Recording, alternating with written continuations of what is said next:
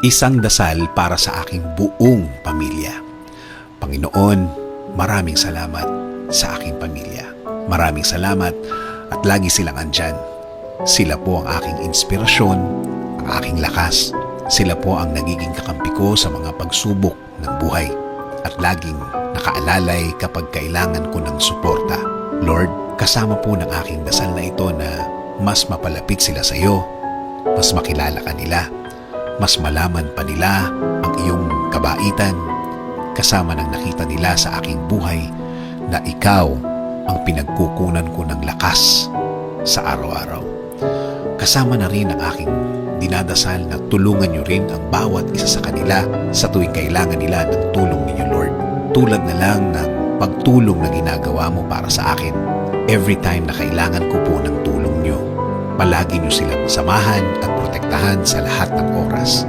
Alam ko po na napakadelikado na sa labas at kailangan nila ng proteksyon ninyo sa mga buhay nila, kasama na ang kani-kanilang mga trabaho.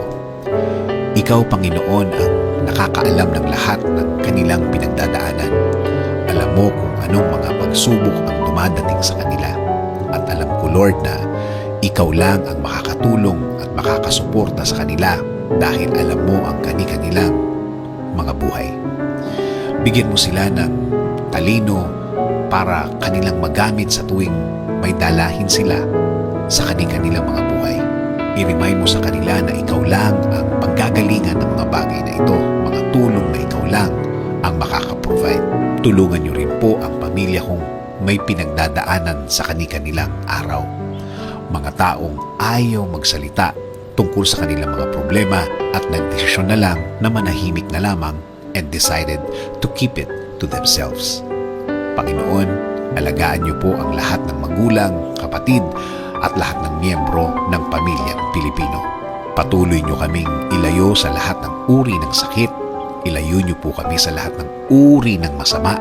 Manatili po sana ang inyong peace sa aming mga puso at isipan. Patuloy niyo pong i-guide ang aking buhay. Bigyan niyo po palagi ng direksyon ng aking araw-araw at ng aking buong pamilya. Patawarin niyo po kami sa lahat ng aming kasalanan sa inyo, Panginoon.